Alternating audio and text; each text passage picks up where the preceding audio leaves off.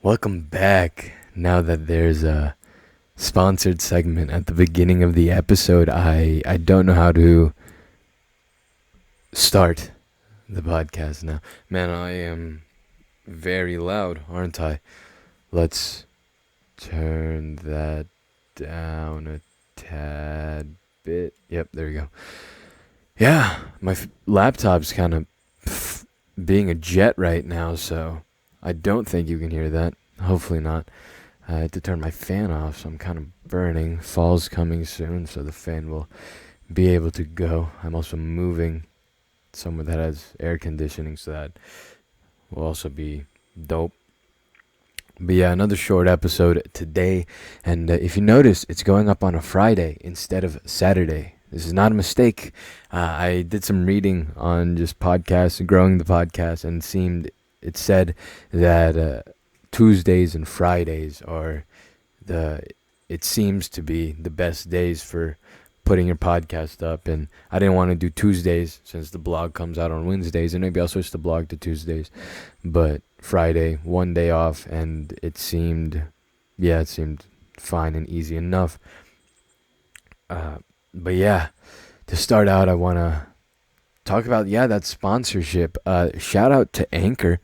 I said after I got a job, I'd get my podcast to other services, but I found Anchor and set up an account, put all my stuff on, and it worked immaculately, absolutely wonderfully. Shout out again to Anchor. Yeah, honestly, yeah. Even the reason I did the sponsorship, not just like, wow, I got a sponsorship, look at me, so excited, because I really do like what Anchor's doing. They legitimately got my podcast onto Spotify within like a few hours. I just got an email randomly and it said, your podcast is now on Spotify. And I was like, holy crap, how'd that happen? Apple is obviously harder, so I had to go put that on myself. But I think within time they would have done it, because they went through they did it for Google Podcast for me. So I think they would have also got it onto Apple Podcasts in due time if I waited. But I'm impatient and I'm an Apple fanatic. So yeah. And also yesterday, which was August 19th, 2020, Apple became the first company to hit $2 trillion. Oh my God, bruh. I think that's absolutely amazing. Apple,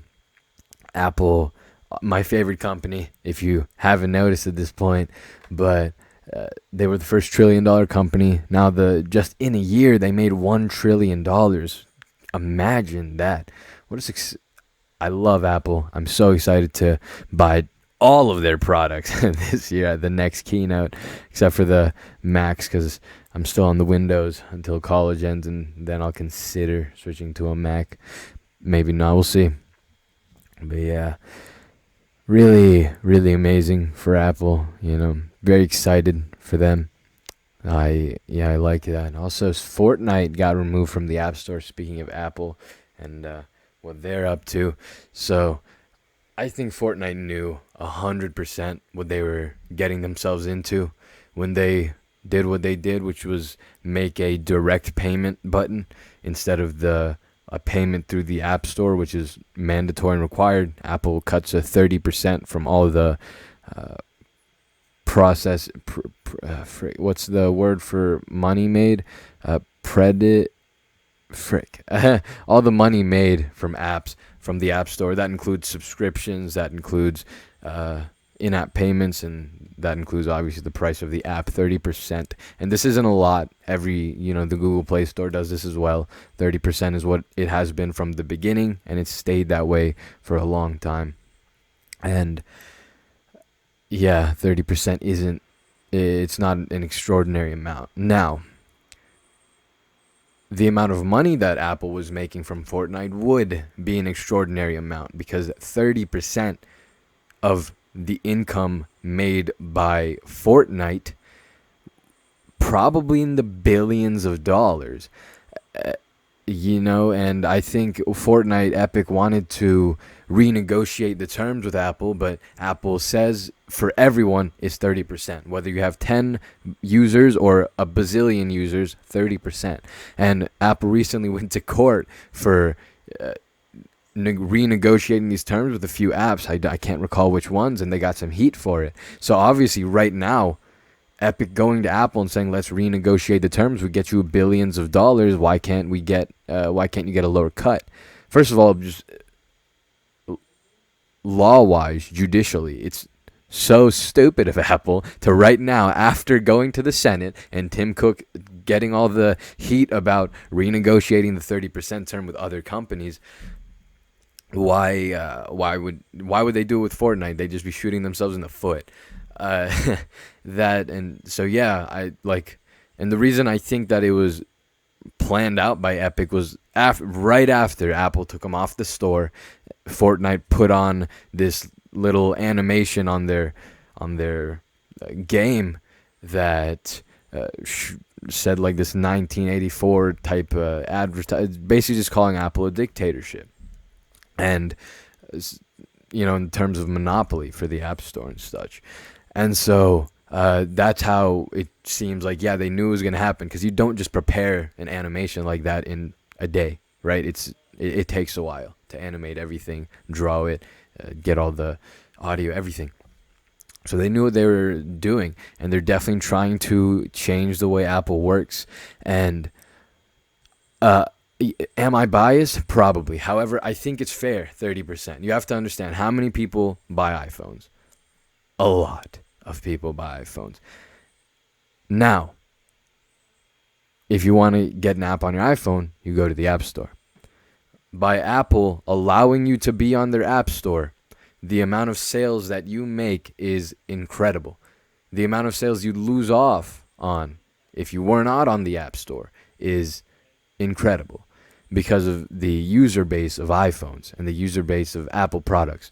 So it's this, how do you say, it's fair, because the 30% is nothing compared to the amount of income you're making from just being on the App Store, honestly, bro. And yeah, I don't know. Not a fan of Epic here. I think they're trying to turn tables on Apple and make them the villain in the story. And hopefully it won't work, because the only people that play Fortnite are 5-year-olds, so it'll be okay. Because, no one else is going to do anything about, like, oh, Apple, you're the one that sucks in this situation, So, yeah. Yeah, other than that, I wanted to talk about an anime I watched recently, Steins Gate. I watched Steins Gate, the OVA, Steins Gate 0, and then the OVA for Steins Gate 0, and then the movie for Steins Gate.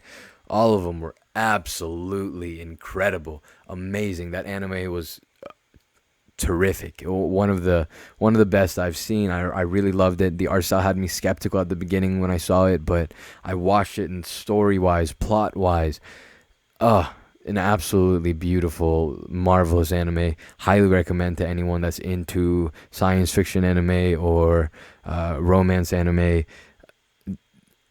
Amazing, absolutely awesome work done by that. And it's a finished story, so a little sad, because whenever something's really good, you want to see more, but there's no more to show in that show. So it was just really, really amazing. And yeah, give it a watch if you're into anime at all, or if you're into some of the genres I put out. It's also action and yeah, time travel based. So if that is fun to you, and the theories and theoretics there are something you enjoy, give it a look-see. Truly amazing anime.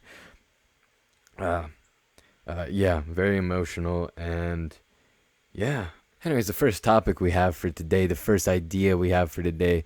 How much blank space is there? I will probably go back and edit that. So if you buy food from a fast food restaurant, right, McDonald's, Wendy's, whatever you're doing, say you order some ice cream or a Frosty or whatever, Frosty's ice cream, and you bring all your stuff home. Dessert, the sweet stuff, is supposed to be for the end of the meal, right, traditionally speaking. However, if you eat your entire McDonald's meal before you eat your McFlurry, when you get to your McFlurry, it'll be melted. Do you really have to wait to eat dessert, or do you eat the ice cream first? I know what I do. I just eat the ice cream first, bruh. No, I'm not gonna let it melt, and I'm not throwing it in the deep freeze either, man. My freeze don't got space, and I didn't buy from McDonald's so I could come back home and put the perfect consistency ice cream into my refrigerator. Why would I do that? It would make it harder or something. I don't know, man. That consistency is nice. I don't want to change it. It's different. Then we can't have that, right? So, yeah, man. Do you eat ice cream before the meal, man? Do you have the dessert before the everything else?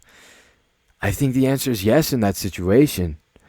It melts otherwise, and then it's not fun, you know. Really, and horrible, horrible conundrum. One of the worst. Maybe even worse than the apple conundrum I just offered. Yeah, ice cream, dessert before the meal, man. Ah, what a pickle. What a pickle. Pickles suck, by the way. Don't eat pickles. I think that's an unpopular opinion, and it definitely just lost like 7 viewers because of that. The next thing we got, though, is are we in the age of entitlement? I think we're kind of in the age of entitlement. I think people want things, but are unwilling to give some of the things that they want. And it just seems that people are expecting more and more things to just come to them, just to fall in their laps, bruh. And I think this is causing a lot of anger and a lot of negativity in people, right? Because when you want something and don't expect to give anything for it, that's not how life works. That's not how, obviously, in a capitalist country, you buy stuff, right? We have a barter system, and the way we barter is money for everything else.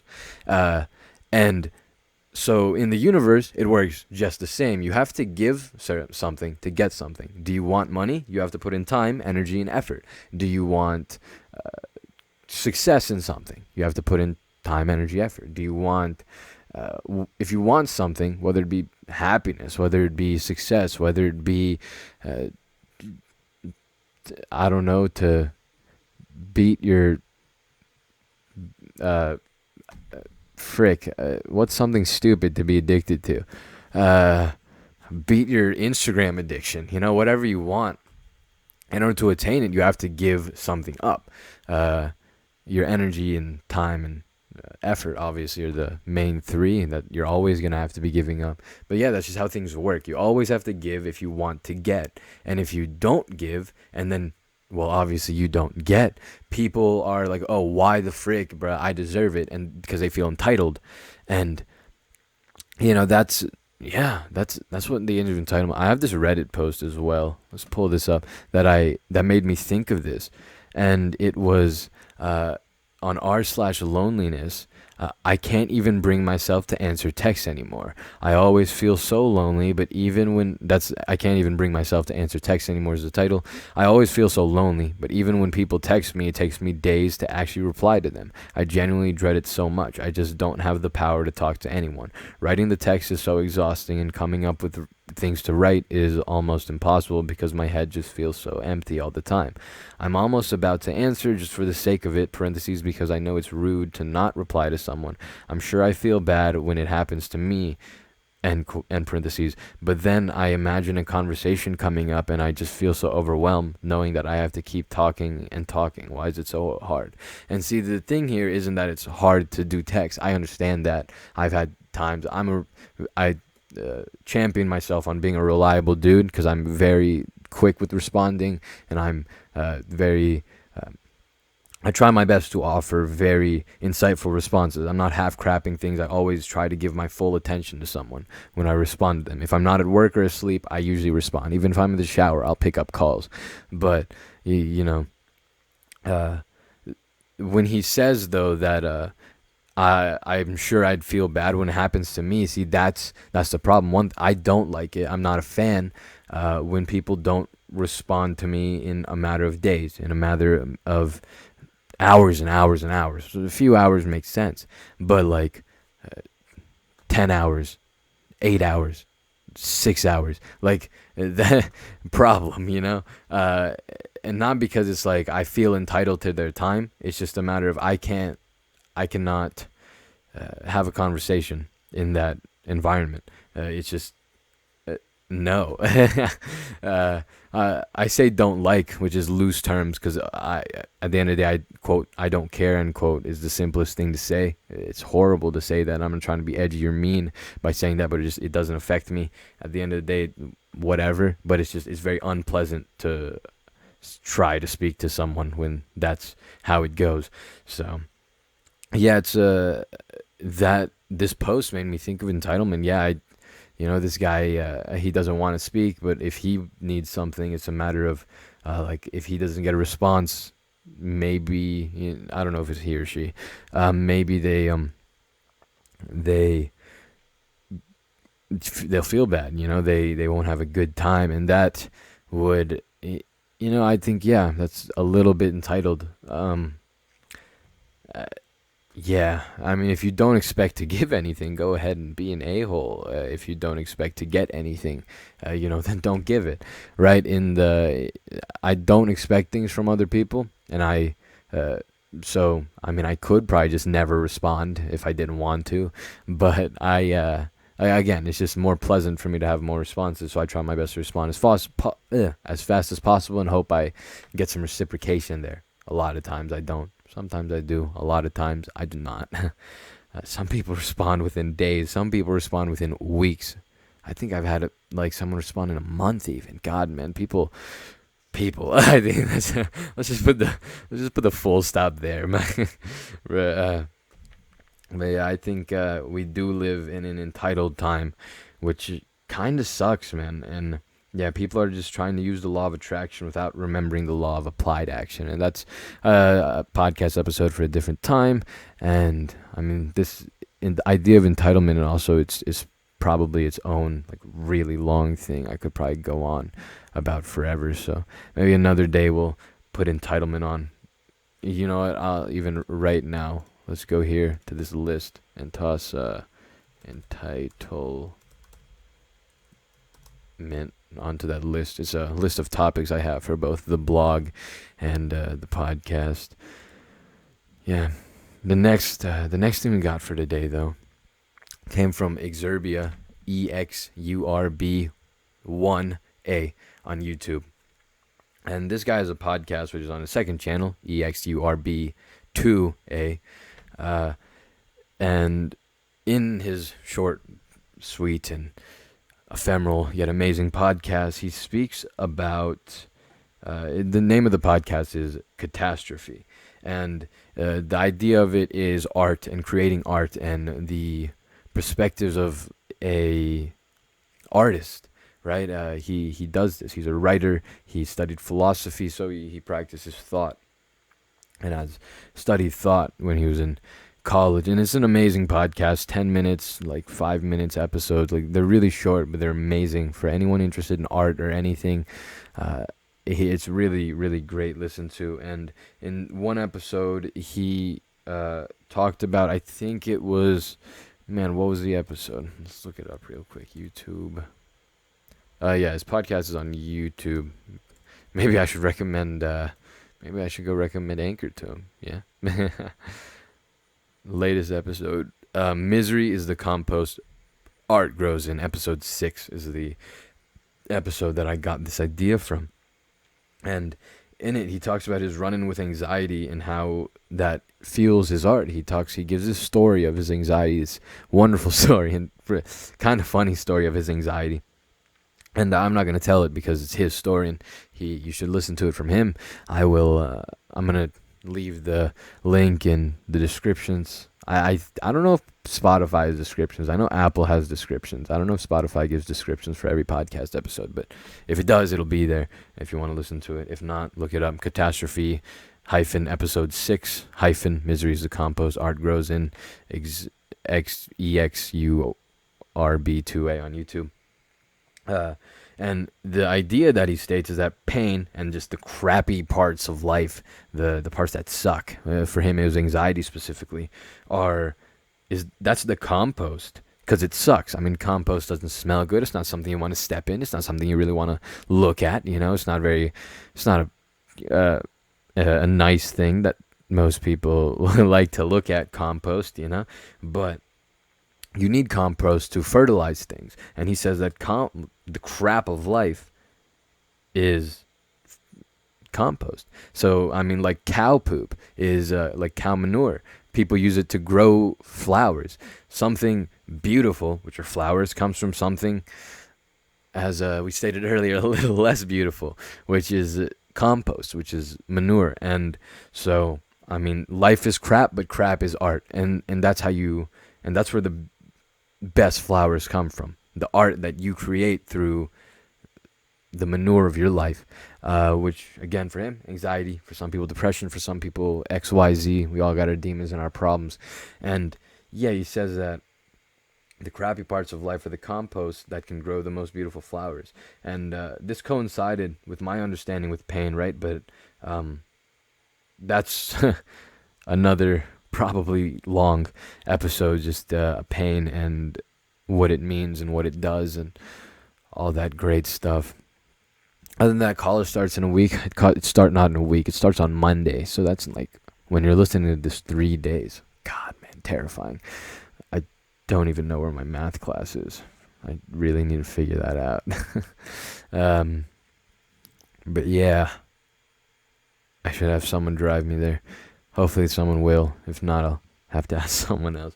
But yeah, that's what college starting, huh? If we don't drop out, then we finish, and we finish strong. Gonna get a 7.0 GPA. It's gonna be great.